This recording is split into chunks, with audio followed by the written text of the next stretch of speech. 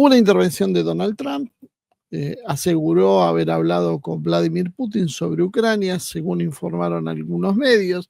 En realidad la información es del New York Post, que dijo que el presidente de Estados Unidos había hablado por teléfono con su homólogo ruso Vladimir Putin sobre el conflicto de Ucrania. Hizo estas declaraciones en una entrevista con el periódico a bordo del Air Force One el viernes, y la nota se publicó recién el día sábado. Sin embargo, el New York Post no ha proporcionado en realidad ninguna otra cita sobre esta supuesta llamada entre ambos mandatarios, ¿no? Sí cuenta el medio que cuando se le preguntó cuántas veces había estado en contacto con Putin, Trump dijo, mejor no lo digo. Trump está jugando básicamente al misterio con esta historia. El presidente de Estados Unidos dijo que creía que su homólogo quería un cese de hostilidades, quiere que la gente deje de morir, todas esas personas muertas, gente joven, hermosa, joven, son como tus hijos, 2 millones de ellos sin ningún motivo. La cifra es, les voy a contar, es un poco caprichosa. Trump está manejando una cifra de 700, 800 mil rusos muertos, y la verdad eso es la cifra que da la propaganda ucraniana. Creo que esto tiene mucho que ver con la idea de vender esta situación en realidad como un empate, no como una derrota de la OTAN. Entonces, bueno, equilibrar la cantidad de víctimas habla por sí solo, ¿no? Hay razones fundamentadas que tienen que ver en cuanto a las fuentes que se toman para corroborar esto. Habitualmente son los obituarios que se van publicando y son los que más o menos desnudan alguna realidad sobre lo que está pasando. Bueno, no se ven en Rusia enormes cementerios como si los hay en Ucrania, lamentablemente, ¿no? Lamentablemente por ambos bandos, digo, porque de última son seres humanos que están padeciendo por esta locura. En realidad, bueno, Trump no dejó en claro bien a qué se refería, a qué tiempo se refería, pero en líneas generales el objetivo de Trump es otro. Y uno ve inclusive cada vez que se refiere a algo con Putin, está teniendo una actitud que invita al diálogo. Desde su posición de yo soy una especie de semidios todopoderoso, pero que llama al diálogo de alguna manera a Rusia. Acá el problema es que Rusia había ofrecido el diálogo en otras circunstancias. Bueno, pasó mucha agua abajo del puente, hubo muchos muertos, hubo mucho gasto militar, hubo sanciones, hubo confiscaciones de fondos, hubo demasiadas cosas en el medio como para que ahora Rusia se contente con una oferta de un virtual empate. Y ahí es donde creo que está una de las trabas del conflicto. Según el New York Post, pronunció estas palabras acompañado por el asesor de seguridad nacional, Mike Waltz, y se dirigió a él para decirle, hagamos que estas reuniones se lleven a cabo, quieren reunirse, todos los días muere gente. O sea, básicamente esto es una puesta en escena. O sea, es totalmente claro que Trump en realidad sigue moviéndose como lo hacía cuando estaba en El Aprendiz, como decía Ivonne al principio. Cuando vos tenés un showman dirigiendo un país, tenés estas cuestiones. Él monta todo un show y se fija muchísimo en cómo es la comunicación de lo que hace. Y él tiene decidido dar una imagen que es la misma que daba antes, un presidente con ciertas dosis de irresponsabilidad, casi rayando en la locura, pero que en realidad es una locura controlada para obtener beneficios en la negociación.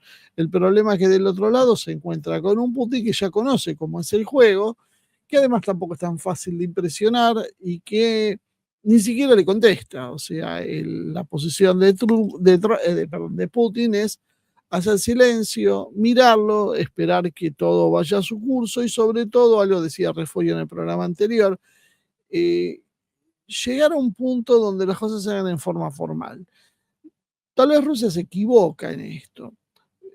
No sé si es tan importante la formalidad o no, porque Rusia firma acuerdos, certifica acuerdos, los hace públicamente Y finalmente Occidente se deshace de los acuerdos con la misma facilidad con que los firmó. No son vinculantes en realidad, por más firmados que estén para los países occidentales, que siempre van a encontrar la forma de reinterpretar esa idea. Así que imaginamos que Rusia tiene que haber aprendido esa lección y saber que, bueno, podrán seguir con sus pasos burocráticos habituales, que es algo inherente a la propia genética rusa, la burocracia, es algo que viene desde siempre, siempre ha sido el Imperio Ruso y la Unión Soviética, paraísos de la burocracia, y creo que Rusia sigue con esa misma posición, pero eso no quitaría que Rusia, además de esa cuestión, a fines prácticos, siga produciendo armas, siga escalando su producción militar y siga preparándose para un conflicto, que si no se da, mejor, pero si se da, no la va a encontrar mal preparada. ¿Vale? Trump dijo muchas veces que quería reunirse con Putin, no es la primera vez. Por eso digo que hay cierta frialdad del lado ruso, como no prestándose a ese juego de ay, se me fue la palabra, prestidigitador que Donald Trump suele emplear, ¿no? Dmitry Peskov dijo que Rusia y Estados Unidos han mantenido contactos entre departamentos individuales y que estos se han intensificado, pero no dio más detalles. La posición de Peskov es medio también como no confirmo ni niego, porque evidentemente algo está sucediendo por debajo, pero Rusia no quiere validar esa política por el momento, no quiere verse comprometida en una tregua, porque si Rusia de alguna manera apoyaría esa idea de tregua, eso puede ser leído como una debilidad, como plantear, ven, Rusia estaba esperando, está desesperada por firmar un acuerdo. Entonces prefiere ir de forma mucho más cauta, como diciendo, mira, yo no tengo nada que arreglar, pero bueno, si vos querés, hablamos. Básicamente esa es la posición de Rusia. Trump también siempre ha dicho que ha tenido buenas relaciones y lo volvió a reiterar, que tiene muy buenas relaciones con Putin, afirmando que si él hubiera sido presidente en el año 2022, había habilitado el conflicto por completo y que la culpa entonces es de Joe Biden por permitir las hostilidades. Esto a veces ha tenido más de una interpretación, una de las cuales es una bravuconera de Trump como diciendo bueno, conmigo esto no hubiese pasado porque yo hacía así y destruía a Rusia. Y muchos estadounidenses creen en esta versión, pero también se podía entender de otra manera, se podía haber entendido como yo nunca iba a dejar que se haga esta locura y nunca iba a ser una guerra por un territorio tan lejano como Ucrania. A mí no me interesan las guerras donde Estados Unidos tiene poco para ganar. Entonces, es una declaración ambigua hecha ex profeso, para que cada uno entienda lo que quiere entender. Esto muchas veces lo juegan muchos políticos y Trump también lo suele hacer. Una declaración que se amolda a los oídos del que la escucha. Cada uno entiende esta declaración como la quiere entender, como la muestra de que Trump es capaz de llevarse todo por delante si hace falta, o que en realidad Trump nunca hubiese dejado que eso pase porque no iba a ir a una guerra con Rusia. Eh, no hay forma de saber cuál de las dos versiones es la realidad, porque en realidad es una expresión ambigua hecha con exactamente ese propósito. Hay un plan de paz que no se ha revelado públicamente, que se han, yo creo, soltado globos de ensayo, testeando un poco las repercusiones de cada uno, las repercusiones de este plan dentro de los rusos, dentro de los estadounidenses, a nivel mundial, porque en definitiva mucho de lo que hacen en estas circunstancias tiene que ver con esa historia, con hacer un acuerdo, pero testear primero cómo va a caer. Esos sondeos, esos globos de ensayo que yo decía, también son bastante naturales en la política y vamos viendo que hasta ahora lo que está pasando es algo, podríamos decir de alguna manera, predecible. en función de entender el mundo como es, olvidarse un poco del derecho internacional y una serie de cuestiones que también hablaba Ivoni cuando empezó charlando, que en definitiva no son más que acciones para la tribuna, para que la gente se distraiga y crea que existe un orden y que hay derechos y que hay obligaciones y beneficios por adherir a ese orden determinado, cuando en realidad el orden tiene que ver con el poder, siempre ha sido así. El derecho en realidad plasma las relaciones de poder que se están discutiendo y no más que eso. Después uno lo puede disfrazar como quiera, pero la realidad es que el derecho se impone por la fuerza. La declaración puede ser antipática, eh, pero o sea, es algo que funciona con esa lógica. Para entender ese funcionamiento, no tenemos más que mirar cómo funciona Estados Unidos hoy con Trump. ¿Qué ha hecho Trump? Se despojó de mucha de la cosmética que cubría las declaraciones. Siempre los presidentes de Estados Unidos están básicamente diciendo que hacen esto o aquello por el beneficio y la libertad y la democracia, y ya la verdad nadie se los cree, pero ellos lo siguen repitiendo como una letanía. ¿Qué hizo Trump? Dijo, mire, nosotros construimos el canal de Panamá y así no vamos a permitir que se siga usando, punto. O sea, ¿por qué? En el fondo, porque somos fuertes, porque lo podemos hacer. Esa es toda la lógica que maneja Trump.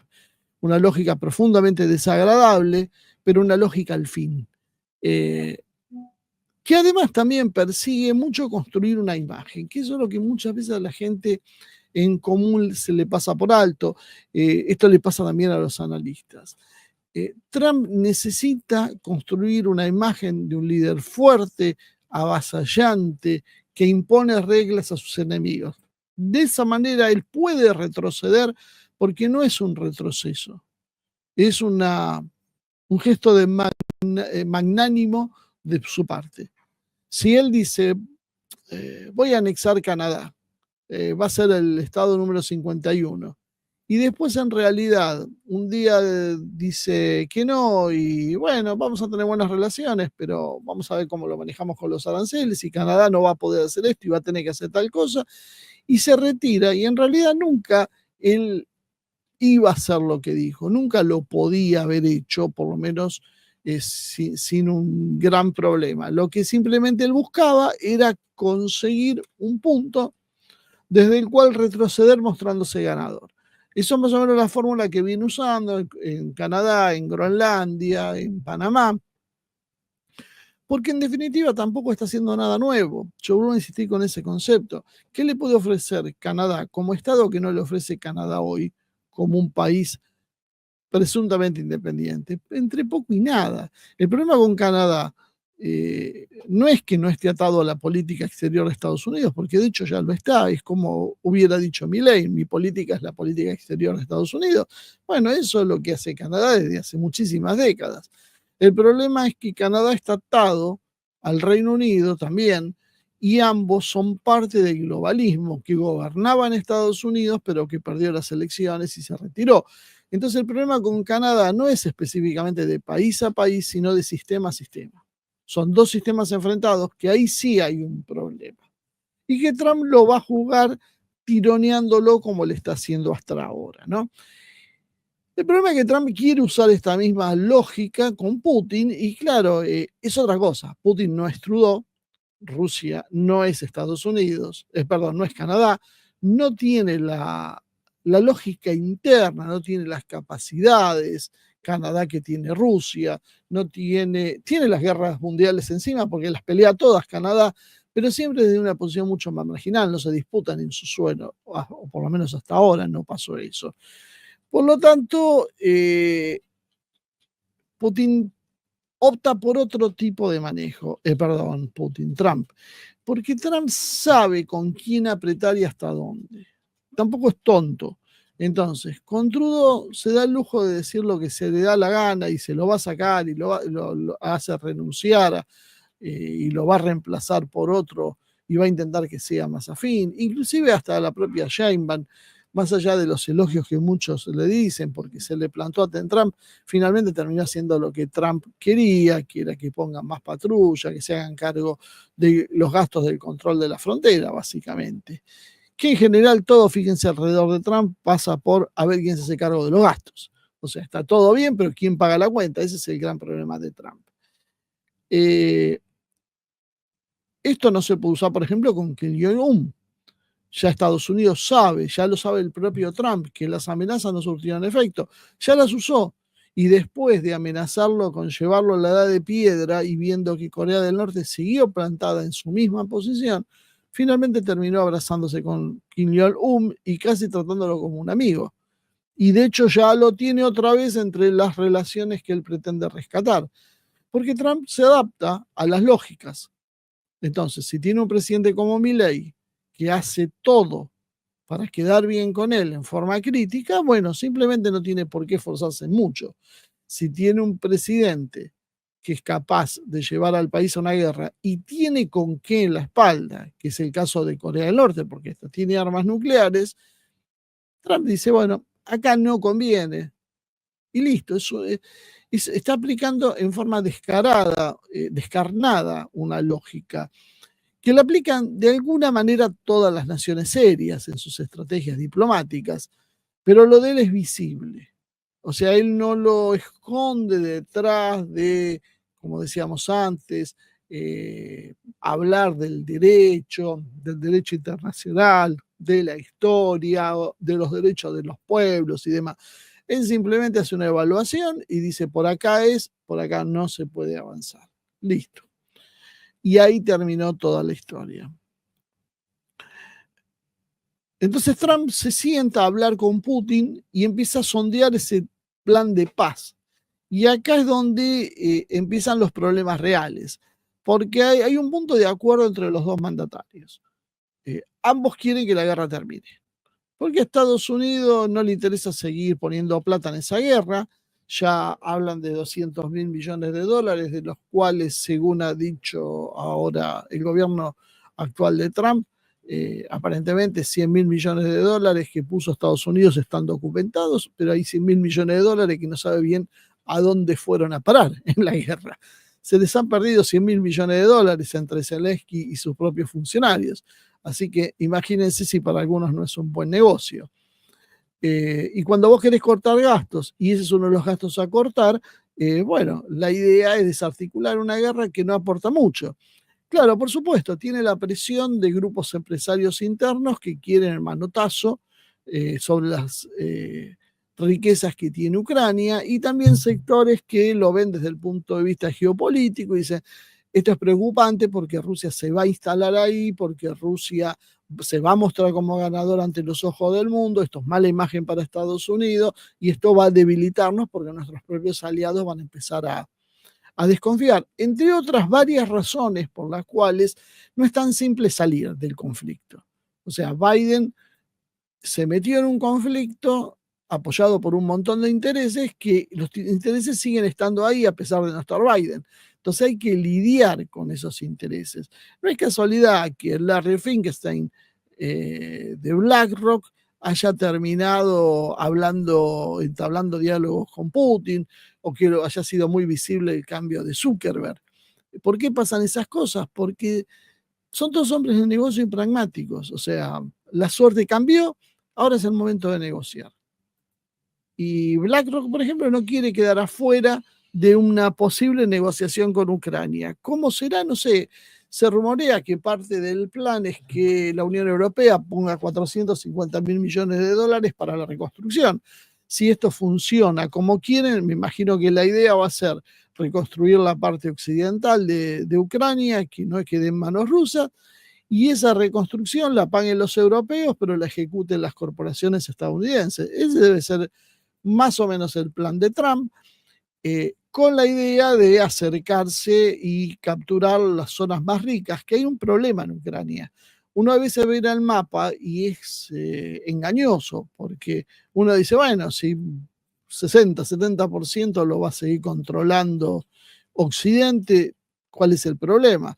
El problema para Occidente es que las riquezas están en el resto.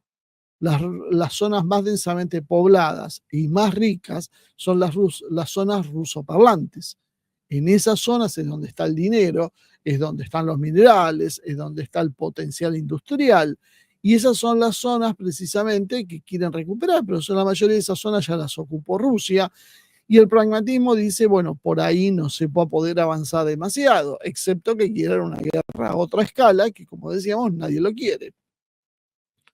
Putin tampoco quiere una guerra eterna, porque tampoco quiere llevar a su sociedad a un punto en que las consecuencias de la guerra se empiecen a ver. Hasta ahora la guerra le sirvió, porque le sirvió para tener las manos libres, para nacionalizar empresas, para potenciar la industria militar, y todo esto generó apoyo dentro de Rusia.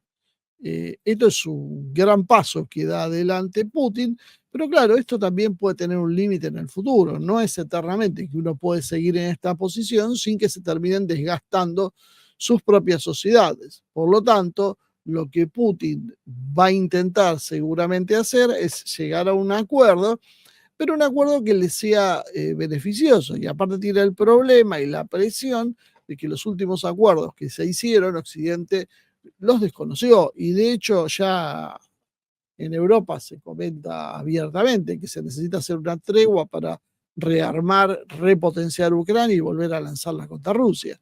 Bueno, Rusia cometería un gran error si permite que esto suceda.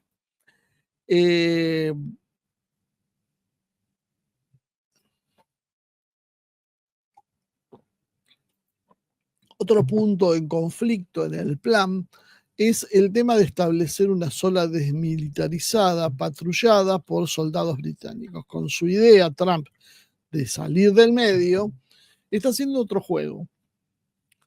Se quiere ahorrar la plata, que significa tener constantemente destinados 100 o 200.000 soldados en una zona como una garantía de seguridad para Ucrania. Entonces la solución de Trump fue la más fácil. Le pasamos la responsabilidad a los británicos, alemanes y franceses, que se los ven muy predispuestos a luchar. Bueno, ustedes tienen ganas de luchar, háganse cargo. Ahí tienen. Y les deja un presente griego, porque eso es un agujero presupuestario y no metido Estados Unidos en el medio, Rusia va a seguir aumentando la presión, y va a embarcar a toda Europa en una guerra económica que no está en condiciones Europa de afrontar en este momento, incluyendo al Reino Unido. Por lo tanto, la jugada de Trump desde su punto de vista es interesante. Claro, esto no funciona de la misma manera con los británicos, que ellos están apostando a otra lógica, están apostando a mantener las brasas encendidas en Ucrania para que se pueda iniciar una conflagración que ocupe toda Europa y que le permita forzar el alineamiento de Estados Unidos para seguir manteniendo a flote su idea globalizadora, su plan globalista, podríamos decir. Esto es un poco los tironeos que vemos constantemente entre los Estados Unidos y el Reino Unido. El último caso lo vimos con la Corte Penal Internacional, donde Estados Unidos ha decidido sancionar a miembros de la Corte, inclusive a un fiscal general, por perseguir las políticas de Estados Unidos e inclusive de su aliado Israel, mientras que el Reino Unido ha votado o se ha apoyado, ha firmado un comunicado junto con 79 países a favor de la Corte Penal Internacional. Esta ruptura entre Estados Unidos y el Reino Unido es una ruptura inédita, que también muestra que a Israel está jugando por ahora con Trump, pero que vamos a ver cómo reacciona si el plan de Trump es imponerle límites a Israel en su expansión territorial, puesto que Israel lo que quiere ir es al gran Israel y no quedarse limitada en obtener una zona turística en en la franja de Gaza. Más allá de la cuestión palestina y lo mal que esté y lo violatorio de los derechos de los refugiados y todo lo que ya sabemos que está, además hay un problema adicional, no es el plan de Israel. El plan de Israel es eso, más un montón de cosas. Entonces Trump está haciendo un juego parecido al que hizo con lo de la embajada. Bien, ustedes quieren la franja de Gaza, quieren sacarse encima Cisjordania, bueno, está bien. Vemos dónde ponemos los palestinos, los reubicamos en otro lado, ponemos la plata para hacer las viviendas, la plata no la ponemos nosotros, lo ponen otros países árabes, que los jeques abran la billetera y que hagan viviendas para todo el mundo y todos contentos, y acá se terminó, Israel se queda quieto y los árabes se quedan quietos, y acá ya de ahora en más tenemos una zona pacificada. Eso en bruto es el plan de paz que tiene para Medio Oriente Trump. Obviamente tiene infinidad de agujeros por todos lados, que uno no sabe si Trump los desconoce o si en realidad a Trump no le importa y lo que él quiere es poder salir de ese lugar de una buena vez, con la excusa de, bueno, voy a poner, por ejemplo, soldados en Gaza, tener los soldados estadounidenses en Gaza y de esa manera presionar a Israel para que no se siga expandiendo. Porque al final, acantonando un grupo de soldados, algunos miles de soldados en Gaza, podía controlar toda la región si controla que Israel se le quede quieto. Porque el problema que hay acá es que Israel no se queda quieto e Israel te inventa conflictos constantemente. Ahí es donde está el problema. Y tampoco Trump se ve que tiene fuerza interna para terminar con el lobby pro-Israel que hay dentro de Estados Unidos. El lobby ese ha demostrado ser mucho más fuerte y resistente de lo que muchos creían y sigue manteniéndose y cambian los gobiernos y sea quien sea que está en el poder, el lobby sionista sigue teniendo fuerza y sigue imponiendo sus políticas. Entonces vemos cómo la cantidad de cruces que se están dando y la cuestión de Israel, por eso en muchos conflictos los mismos aliados se enfrentan entre sí, en algunos están juntos y en otros se enfrentan, porque hubo un intento que acaban de denunciar las autoridades rusas de un sabotaje con drones, con las pantallas que usan los operadores de drones, les colocaron explosivos adentro de esas pantallas para que exploten cuando el operador lo encienda. Unas pequeñas cargas explosivas en el costado de la pantalla que tenían la idea de producir una conmoción y la muerte o un daño grave al operador de dron. ¿De quién copiaron ese sistema? ¿De quién copiaron la idea? Bueno, la sospecha enseguida recayeron en Israel.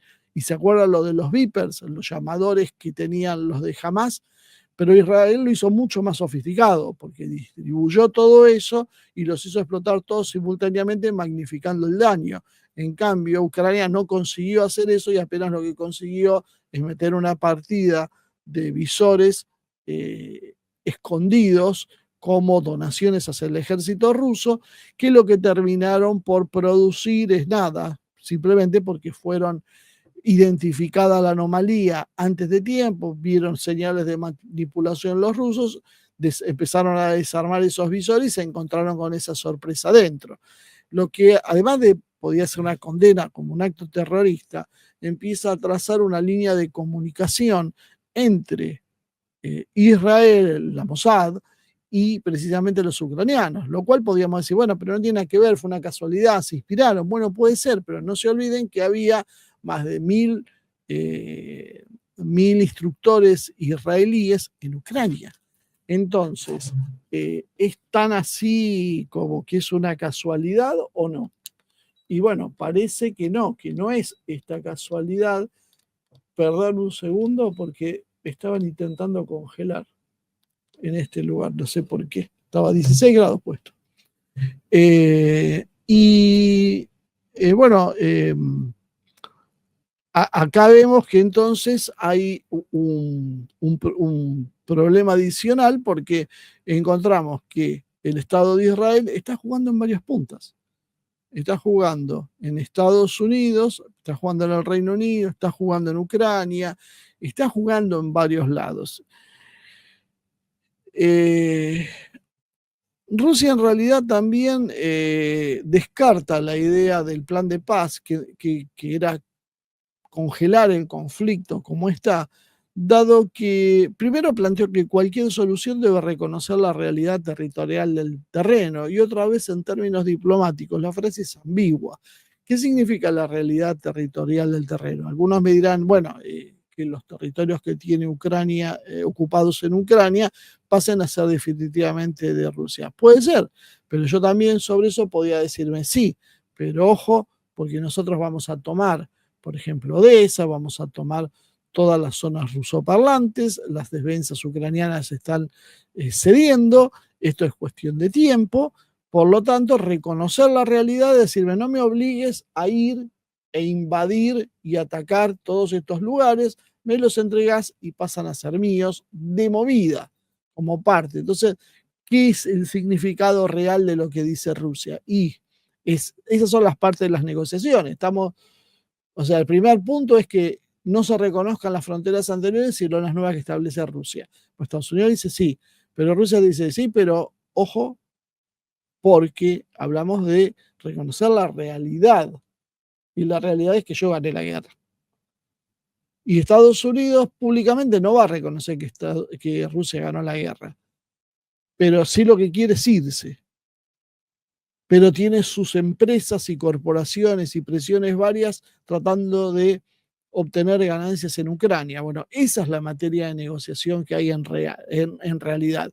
Fíjense entonces cuán estúpida era la idea inicial y lo que repitió tanta gente y que a uno la verdad lo ponía mal, de hablar de no, porque esto tiene que ver con la soberanía, los derechos de los países, el derecho de los pueblos, la autodeterminación y un montón de cosas que no tienen ningún efecto práctico en la realidad.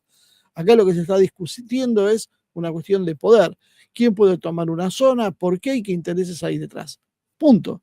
Después todo el tema del derecho y todo lo que nos contaron durante 3 años en los medios de comunicación y que nos contaron los expertos, analistas, académicos y demás personajes, es pura basura. Eso es lo que hay que entender. Por eso cuando uno habla de política internacional, de geopolítica, tiene que hablar en temas de realidad geopolítica. Y la realidad geopolítica se da viendo descarnadamente lo que pasa. Que vuelvo a insistir, eso no quiere decir que uno después en lo personal apoye una solución bestial, como puede ser la que está hoy, por ejemplo, sugiriendo Estados Unidos de directamente eliminar 2 millones de palestinos que hay en la franja de Gaza para poder encontrar una solución al problema. Lo que quiere decir es que los actores de política real no dicen si está bien o está mal. Lo de las consideraciones humanitarias es todo propaganda. La realidad es absolutamente diferente. Y cuando nosotros queremos entender la realidad, tenemos que pensar como piensan ellos, no como pensaría un santo.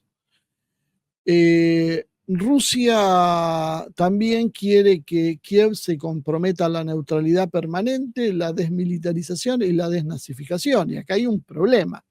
¿Por qué? Porque el plan de paz europeo, ¿qué significa? Significa meter entre 100 y 200 mil soldados que van a tener la función de instruir 1 millón de nuevos reclutas ucranianos para rearmarlos y en el futuro, en 4 o 5 años, cuando estén listos, volver a hacerlos chocar contra Rusia. Y Rusia te está hablando de desmilitarización. O sea, la desnazificación es ya a esta altura relativa, porque Zelensky todo el mundo sabe que están encontrando la forma de sacárselo encima, nada más. La decisión está tomada, nadie lo quiere, Zelensky ya está, por eso está tan desesperado. Pero la desmilitarización no es lo que quiere proponer la OTAN. La OTAN europea ahora, casi vamos a tener que empezar a diferenciar eso, quiere aprovechar eso para poner tropas propias en Ucrania y ahí hacer un bastión. Y Rusia no puede permitir eso, sería una locura, porque ni siquiera estamos hablando de una zona neutral. Lo que directamente está proponiendo Europa es una ocupación militar, como si fuera 2 fuerzas equivalentes, donde si, bueno, acá ponemos la línea y cada uno se pone de su lado. Bueno, vamos a ver cómo esto termina, pero básicamente acá hay un punto de confrontación que no va a ser fácil de resolver. Y es interesante que no está muy avanzada la charla en ese sentido, pero nadie la quiere dar ni por cierta, pero tampoco la quiere descartar, porque la actitud de Peskov de decir que en realidad él no está al tanto, que puede ser que las comunicaciones se llevan por distintos canales y es posible que en vista de la multiplicidad de comunicaciones, él mismo él mismo, Peskov, no esté al tanto de lo que está sucediendo en algún punto. Es una historia poco creíble también para Peskov y básicamente creo que da la sensación de que Rusia no quiere ni abrir ni cerrar la puerta, quiere dejar que hagan y ver para después luego tomar una decisión. Sí, lo que dijo Peskov volvió a reiterar, lo que reiteran siempre, y es lo que desde el primer momento supimos, que Rusia está abierta a una negociación. Eh, no solo porque tiene relaciones pragmáticas, y usó el término pragmáticas, Putin con Trump, sino porque Rusia, desde el inicio, siempre habló de negociaciones. El problema es las condiciones. Por eso, si estamos más cerca o más lejos, es muy relativo, porque la realidad es que siempre hubo disposición al diálogo, pero con eso no vamos a ningún lado, porque el problema es ponerse de acuerdo. Y la idea de que Ucrania entre a la Unión Europea, casi diría hoy yo que es una idea un poco futuro también. Rusia al principio no se oponía a que entre en la Unión Europea, lo que sí se oponía era que entre en la OTAN. Lo de la OTAN quedó prácticamente ya descartado y lo de entrar en la Unión Europea es un problema para la Unión Europea, porque como estábamos diciendo antes, si Ucrania entra en la Unión Europea, los países europeos que ya están con una gran crisis tienen que afrontar ahora la reconstrucción de Ucrania. Y más vale que lo hagan, ya digo, en términos no de tensión con Rusia, sino de tranquilidad, que es algo que todavía no está muy claro cómo se va a resolver. Por lo tanto, es un tema a evaluar en realidad, ¿no? Eh,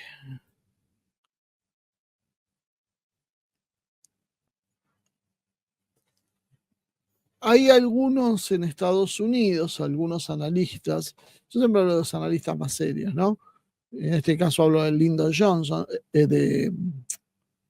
¿cómo se llama? Lyndon Johnson, no, Lyndon Johnson era el presidente, de Larry Johnson, que dice que básicamente Estados Unidos está haciendo eso que yo decía antes, entregándole un presente griego a los británicos, lo cual tiene cierta lógica, dado la tensión que hay entre Estados Unidos y el Reino Unido ahora, desde que Trump llegó al poder, y Elon Musk está propiciando una revolución contra el primer ministro británico.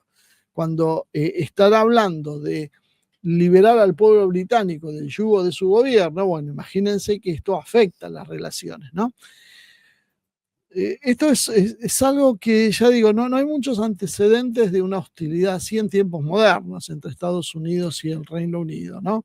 Entonces lo que ha hecho Trump con Starmer es básicamente dejarle una bomba de relojería que le va a estallar en las manos a los británicos, dado que al retirarse de Estados Unidos y salir Rusia y salir de alguna manera, hacer una negociación con Putin, encargarse de mantener en condiciones la cuestión de Ucrania va a recaer en los hombros británicos.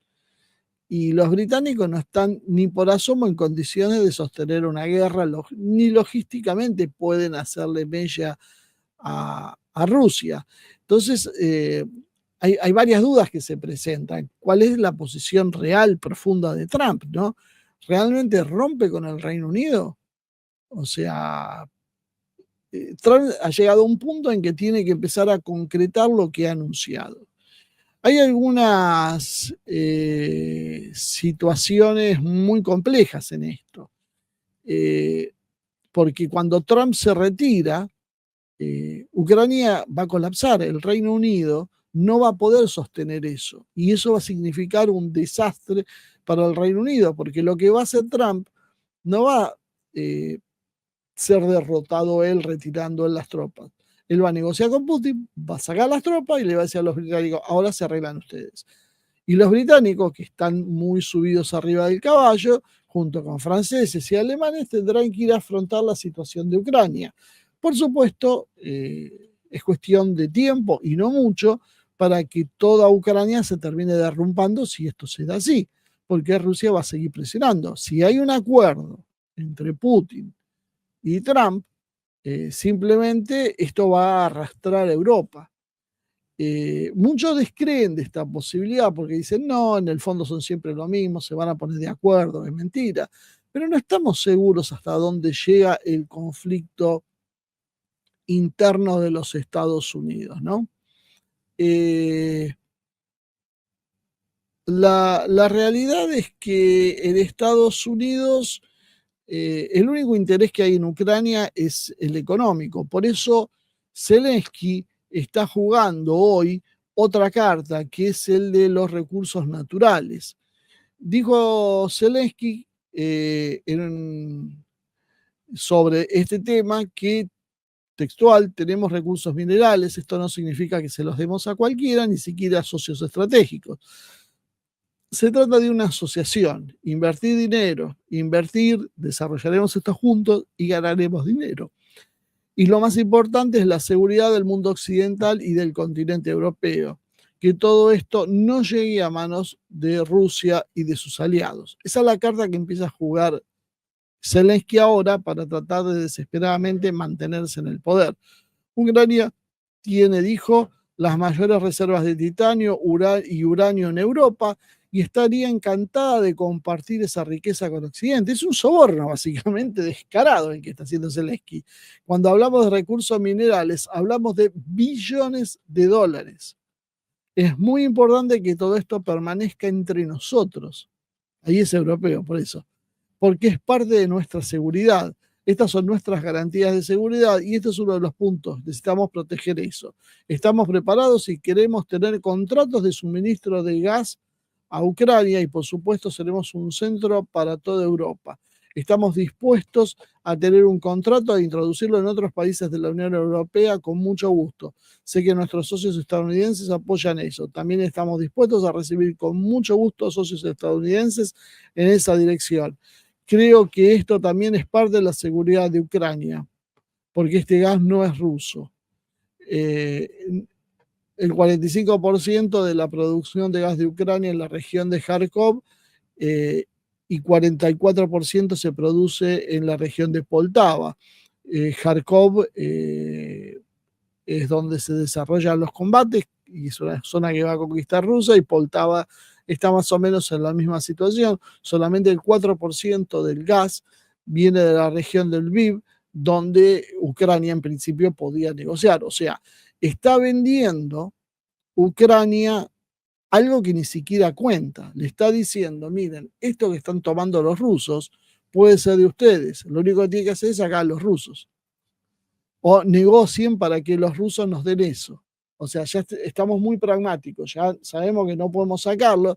Entonces, bueno, ya que no los vamos a sacar por la fuerza, negocien y una vez que negocien eso, nosotros vamos a ofrecerles ser socios con nuestras ganancias. Estamos hablando de billones de dólares, ya desaparecieron la mitad de los 200.000 millones de dólares que blanqueó Estados Unidos, que le entregó a Ucrania, así que imagínense qué va a pasar con todo eso.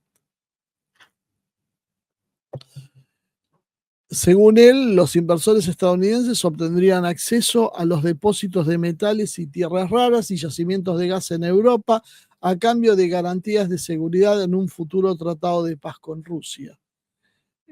Bueno, aquí es donde la cosa se va a terminar complicando y este es el problema que debe tener que resolver Trump.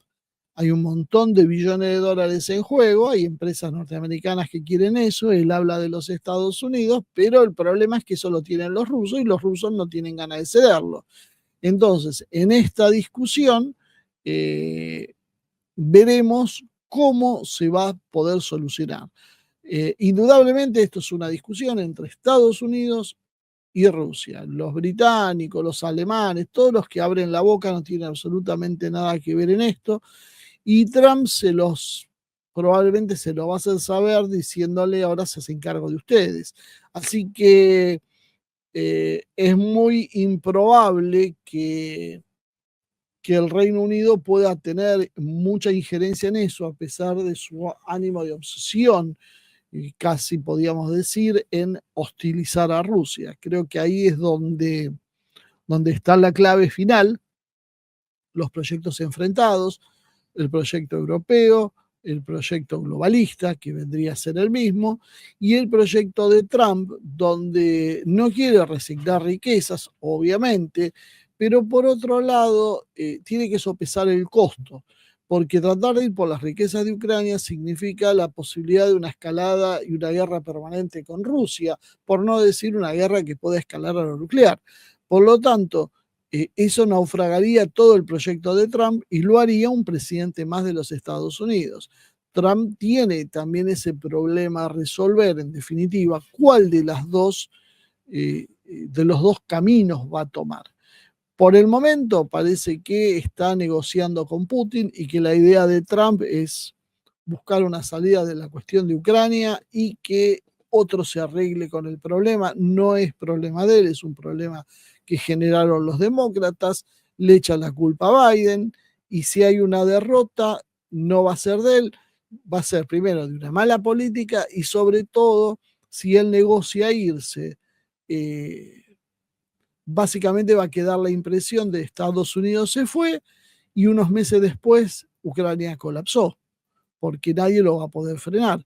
Si eso es lo que han negociado, bueno, hay que ver que ahí es donde cuaja esa posibilidad de que Estados Unidos se quede con el canal de Panamá, con Groenlandia y con mayor injerencia sobre Canadá y México, y Rusia silbe bajito y mire para otro lado. Y vamos a ver qué han negociado sobre Siria, que es todo otra cuestión aparte, que la otra vez hablamos y que ahora hay rumores de que Rusia negoció con Israel y que el sionismo, pero creo que la realidad es que hay que dejar de ver las cosas como blanco y negro y son bastante más complejas de lo que parece. Ya estamos viendo que analizamos la situación de Ucrania y hay muchos intereses cruzados, que inclusive dentro de ambas fuerzas se ve lo mismo, porque los propios rusos tienen agentes que, como Estados Unidos está limpiando el pantano, como él le llama, cerrando la USAID, ahora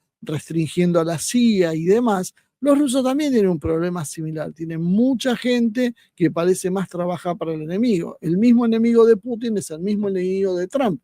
Es el mismo sector, es el globalismo, es el estado profundo de Estados Unidos con sus ramificaciones dentro de Rusia. Guarda con que el acuerdo no sea global y a los oligarcas rusos y a los oligarcas estadounidenses los termine persiguiendo una misma fuerza, porque en definitiva su fuerza es camuflarse dentro de la sociedad y cooptar voluntades, pero si los liderazgos de los países se ponen de acuerdo y se los quieren sacar de encima, no tienen demasiada forma de resistir. Les podrían decomisar bienes y demás y esterilizar sus capacidades. Y mientras tanto, y ya con esto termino, ¿qué pasa con China? Nada, China observa. China observa. Esto no es asunto chino. China es un continente en sí mismo, es un mundo en sí mismo. China tiene sus propios objetivos de desarrollo y está esperando a ver cómo resuelve Occidente este problema. Y lo que sí no quiere perder de alianza a Rusia porque es clave para sostener cualquier embate posterior de Occidente.